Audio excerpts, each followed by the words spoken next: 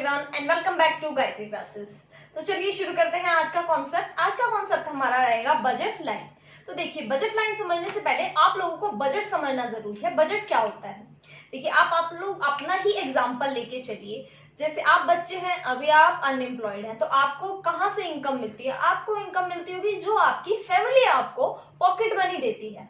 That is your budget. Budget कैसे बना? क्योंकि आपको वही मंथली पॉकेट मनी से अपने एक्सपेंसेस चलाने हैं, कि आपको डिसाइड करना है कि आपको कौन से गुड्स या सर्विसेज में इन्वेस्ट करना है। That is your budget. तो बजट हो गया। अब हम आते हैं बजट लाइन क्या हुई। लाइन क्या हुई? जब हम बजट को ग्राफिकली बनाते हैं इकोनॉमिक्स में, तो जो लाइन निकल के आती है बजट को एलोकेट करने के बाद, उसको हम क्या कहते हैं? Budget line. ठीक है, इसका डेफिनेशन हम देखते हैं। डेफिनेशन क्या होता है इसका? देखिए, बजट लाइन क्या है? एक लाइन, जैसे मैंने आपको बताया ग्राफिकली जब हम डिनोट करेंगे, लाइन शोइंग ऑल्टरनेटिव कॉम्बिनेशन। अब आप बच्चे समझिए ऑल्टरनेटिव कॉम्बिनेशन क्या है। ऑल्टरनेटिव कॉम्बिनेशन है कि आपके पास चॉइसेस हैं और उन चॉइसेस में से आपको एक चॉइस सिलेक्ट करनी है। से सपोज आपके पास चॉइस है एक्स एंड y, और आपको या तो आप x सिलेक्ट करिए या आप y सिलेक्ट करिए। अब मैं ये क्यों कह रही हूँ कि आपके पास दो चॉइस है और आपको एक ही सिलेक्ट करनी है?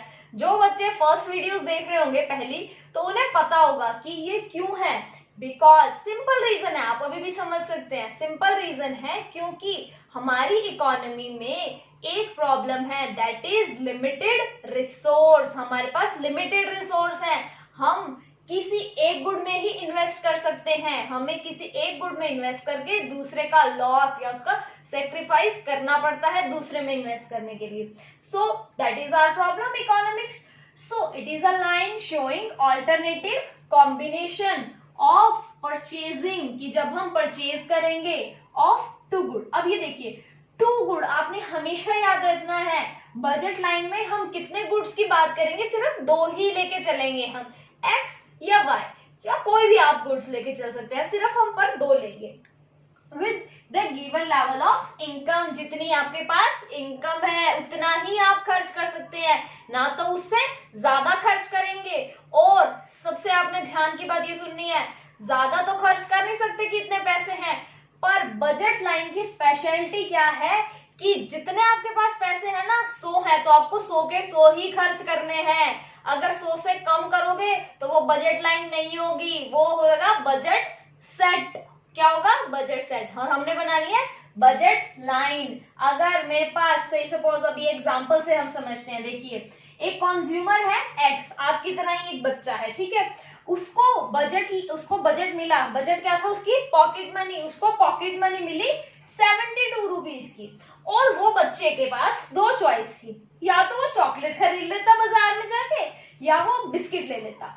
बाजार गया, चॉकलेट का प्राइस बताया 9, बिस्किट का बताया 18। तो अब आप कैसे? देखिए, सिंपल, आप भी जब बाजार जाते हैं आप भी यही कैलकुलेशन करते हैं। Very simple calculation. ऑप्शन 1 क्या था उसके पास? चॉकलेट अगर वो लेता, कितना बजट है? 72 रुपीज। प्राइस क्या है? 9। सिंपल डिवाइड करा, क्या आया?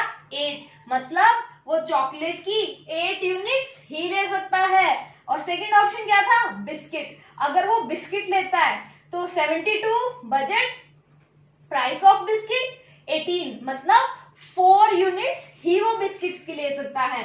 सो that is called the budget allocation. इसमें क्या करा उसने? जितना उसके पास बजट था उसने सारा का सारा ही लगाया।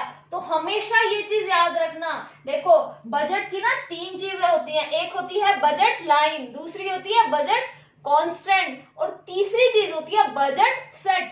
हम क्या पढ़ रहे हैं? लाइन। तो लाइन में हमेशा आप लोगों को, बच्चों को हमेशा कंफ्यूजन रहती है कि बजट सेट क्या है जी, बजट लाइन क्या है, बजट कांस्टेंट क्या है। तो बजट लाइन में हमेशा हमने क्या बात याद करनी है कि जितने मेरे पास मेरा बजट है, मुझे वो सारा ही खर्च करना है। समझ गए? तो चलिए, अभी ये मैंने आपको एग्जांपल समझाया ना, इसी एग्जांपल को हम क्या पढ़ रहे हैं? लाइन। ग्राफिकली हमने क्या करना है? इसको डिनोट। तो चलिए, इसको मैं अब आपको ग्राफिकली डिनोट करके बताती हूँ कि हम इसको ग्राफिकली कैसे डिनोट करेंगे। मैं इसको इरेज पे बनाया यहाँ पे मैंने ले ली चॉकलेट्स और यहाँ पे मैंने ले लिए biscuit.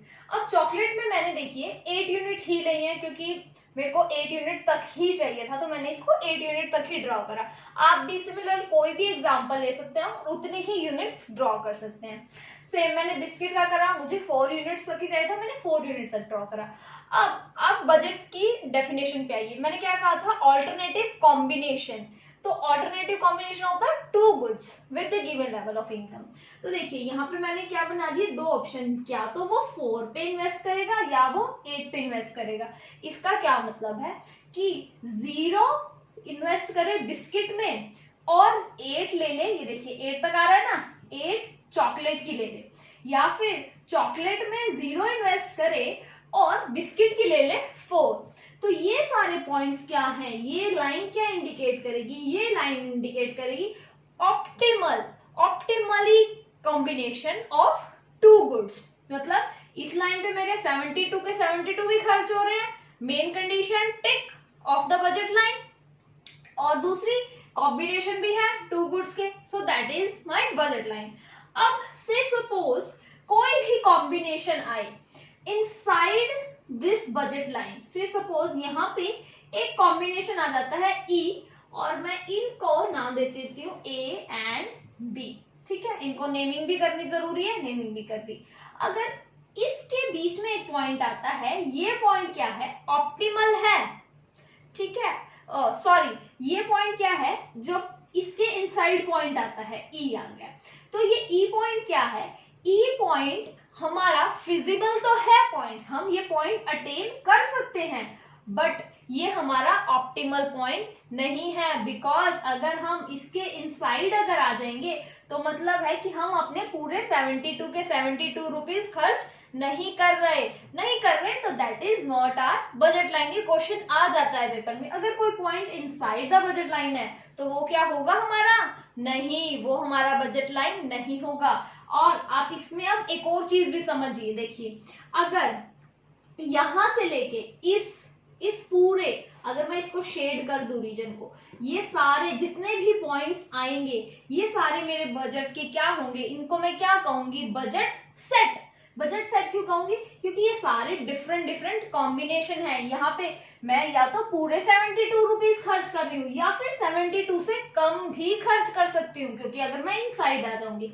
So all this region is called as budget set, but that particular line from A to B, that is your budget line. This is an optimal line that showing optimum budget expenditure. But अगर आप देखिए, एक हमने ये point कर लिया, एक ये कर लिया, अगर कोई बाहर पॉइंट फॉल आउट होता है, से सपोज ये F पॉइंट यहाँ पे आ गया, तो ये F पॉइंट क्या होगा मेरा, ये F पॉइंट मेरा फिजिबल ही नहीं है पॉइंट, ऑप्टिमल तो छोड़िए, ये मेरा फिजिबल ही नहीं होगा, क्योंकि पैसे तो है 72, खर्चा कर दिया 90 रुपए का, तो क्या ये मेरा फिजिबल है, नहीं, क्योंकि मेरे पास उतना बजट ही नहीं है। सो that is not a feasible point, हम इसे क्या कहेंगे, ये फिजिबल ही नहीं है। देखिए इन केस ये फिजिबल कब बन सकता है, ये फिजिबल कब बन सकता है, जब मेरी इनकम इंक्रीज हो जाए। इनकम इंक्रीज होके अगर मेरी यहाँ तक F पॉइंट तक आ जाती है तो ये पॉइंट फिजिबल होगा, पर अगर जब तक मेरी इनकम नहीं इंक्रीज हुई तब तक ये पॉइंट मेरे लिए क्या है, ये पॉइंट मेरे लिए फिजिबल ही नहीं है। और इसी को हम क्या कहते हैं, जब हम अपनी खर्चा कर दें इनकम से ज्यादा, ठीक है, हमारा बजट तो था 72 का और पॉइंट यहाँ पे आ गया 90 वाले पे, तो ये मेरा क्या कहेगा, बजट कांस्टेंट। हमने अब इसमें क्या पढ़ी, दोबारा से 3 चीजें, budget set, budget line and the third one is constant. क्या हो गया ये, कांस्टेंट। तो हमने ये 3 चीजें पढ़ी, बच्चों को बहुत ज्यादा कंफ्यूजन रहती है इन तीनों चीजों में, तो हमने ये तीनों चीजें क्लियर कर ली। अब हम आगे आते हैं इसकी प्रॉपर्टीज पे, तो चलिए प्रॉपर्टीज पढ़ते हैं हम इसकी। Budget line, properties of budget line में फर्स्ट हमारी प्रॉपर्टी आती है इट स्लोप्स डाउनवर्ड। ये स्लोप इसका डाउनवर्ड क्यों होता है, देखिए सिंपल चीज है, अगर मैं यहाँ से कोई चीज x बढ़ाऊंगी तो मुझे यहाँ से y की कम करनी पड़ेगी, मैंने वेरी फर्स्ट आपको बताया था ना that we have alternative combination, that alternative combination means we have to choose one with the sacrifice of another. तो वही चीज की वजह से हमारा स्लोप क्या होता है, डाउनवर्ड। तो आइए अगली चीज पे आते हैं, हमारी क्या है, स्ट्रेट लाइन। अब ये स्ट्रेट लाइन क्यों है? स्ट्रेट लाइन देखो, अगर आपने पिछली कुछ वीडियोस देखी हैं जैसे हमारी इंडिफरेंस कर्व की या अपॉर्चुनिटी कॉस्ट की, उसमें हमारे पास क्या क्या कॉन्सेप्ट आए थे, MRT आया था, MOS आया था, वहां पे भी सेम यही इनकी प्रॉपर्टी थी that it slopes downward and some one is slope concave and some other was convex. तो वहां पे भी वो कनकेविटी या कन्वेक्सिटी क्यों थी, ड्यू टू द रेट। वहां पे भी रेट था, यहाँ पे भी रेट है। तो ये स्ट्रेट लाइन क्यों है, रेट की वजह से, या फिर आप कह सकते हैं रेशो की वजह से। तो वो कौन सी रेशो है, that is price ratio. Price ratio, ये प्राइस रेशो क्या होता है, प्राइस रेशो होता है कि किस रेशो से या क्या रेशो निकली है सब्स्टिट्यूशन की। कौन से सब्स्टिट्यूशन की, दैट एक्स को बढ़ाने के लिए वाई का हमने कितना सब्स्टिट्यूशन करा, that is the price ratio. कितनी वो रेशो निकल के आई है, इसको हम कैसे एक्सप्रेस करते हैं, इसको हम एक्सप्रेस करते हैं that price of x divide by price of y, that is your price ratio, and that ratio decide whether the budget line is straight or not, और इसी की वजह से हमारा स्ट्रेट लाइन होता है। तो चलिए आइए अब हम अगले मूव करते हैं, third movements. Shift and movement जिन बच्चों ने नहीं पढ़ा वो प्लीज पीपीसी वाली वीडियो हमारी देखिए, उसमें अच्छे से हमने डिफाइन करा हुआ है दैट शिफ्ट क्या होते हैं और मूवमेंट्स क्या होते हैं। तो चलिए अब हम यहाँ आते हैं बजट लाइन पे। शिफ्ट कब होगा और मूवमेंट कब होगा बजट लाइन में? देखिए शिफ्ट हमेशा आता है दो चीजों की वजह से, कभी भी हमारा शिफ्ट होगा तो वो दो चीजों के चेंजेस की वजह से होगा, और मूवमेंट में क्या होगा, सिर्फ एक चीज चेंज होगी, ठीक है, और एक चीज कांस्टेंट रहती है। शिफ्ट में दोनों चीज में चेंज आता है, सपोज एक्स और वाई दोनों में ही चेंज आएगा, ठीक है। तो आइए शिफ्ट में कैसे चेंजेस आएंगे। शिफ्ट में चेंज आएगा, फर्स्ट चेंज आएगा हमारा when the change is in the income, जब इनकम में चेंज आए, और the change in the price, ठीक है। या तो प्राइस चेंज हो जाए या इनकम चेंज हो जाए तो हमारी बजट लाइन में क्या आएगा, चेंज आएगा और शिफ्ट आएगा, मतलब दोनों ही मूव करेंगे। अभी मैं थोड़ी देर में आपको इसको ग्राफिकली भी बताती हूँ कैसे होता है, पहले मूवमेंट्स देख लेते हैं। मूवमेंट में क्या होगा, the change occur only in the price, सिर्फ प्राइस में ही चेंज आएगा। मैं लिख देती हूँ इसको, change only in the price, price में ही चेंज आए जब, उसे हम क्या कहते हैं, movements in the budget line. अब इसे हम ग्राफिकली एक्सप्लेन करते हैं, चलिए आइए। तब था यहाँ पे चेंज का मतलब था कि या तो इंक्रीज और decrease, and same goes with the price, whether increase और डिक्रीज। अब मैं इसको ग्राफिकली देखिए कैसे बनाते हैं, बना के दिखाती हूँ आप लोगों को। ये था हमारा पहले बजट लाइन, ठीक है, बजट लाइन ये थी मेरी पहले, और चेंज आया इनकम में। अब मैंने आपको पहले ही बताया था कि हमारा जो एफ पॉइंट था वहां पे हम कैसे पहुंच सकते हैं जब हमारी इनकम में इंक्रीज आए, दैट हम पहले ए और बी पॉइंट पे थे, इनकम में चेंज आया, दैट मीन्स हमारी इनकम बढ़ गई, इनकम बढ़ गई तो मान लीजिए हमारी इनकम यहाँ पहुंच गई, तो मेरा बजट भी नेचुरल बात है ना, जैसे पैसा बढ़ेगा तो मेरा बजट भी बढ़ जाएगा। तो मैं किस पे आ गई, सी टू डी पे। और सिमिलरली आप देख लीजिए अगर आपका बजट कम हो जाएगा तो आप ए और बी से भी नीचे वाले पॉइंट पे आ जाएंगे, from E to F point पे आ जाएंगे, that is called shift. Movement में चीज में चेंज आएगा, दूसरी कांस्टेंट रहेगी, ये है एक्स एंड ये है वाई। अब आप ले लीजिए, ये मेरी पहले बजट लाइन थी ए एंड बी, ठीक है, ये मेरी बजट लाइन थी। अब मैं कहती हूँ सिर्फ और सिर्फ एक्स में चेंज आया, एक्स के प्राइस में चेंज आया, एक्स के प्राइस में चेंज आया, सो वाई क्या रहेगा, कांस्टेंट रहेगा ना, वाई तो हमारा वाई कांस्टेंट रहेगा और एक्स में चेंज आएगा, एक्स मेरा इंक्रीज हो जाएगा। देखिए इसको मैं थोड़ा क्लियर बना देती हूँ, आपको समझने में आसानी रहेगी। ये हमारा एक्स है, तो ये क्या हो गया मेरा इंक्रीज, हम यहाँ पे सी पॉइंट पे आ गए। अगर मैं सेम आप लोगों को कहूँ कि वाई में चेंज आया है तो y का आप कैसे बना के दिखाएंगे, देखिए ये मेरा है x and this is y।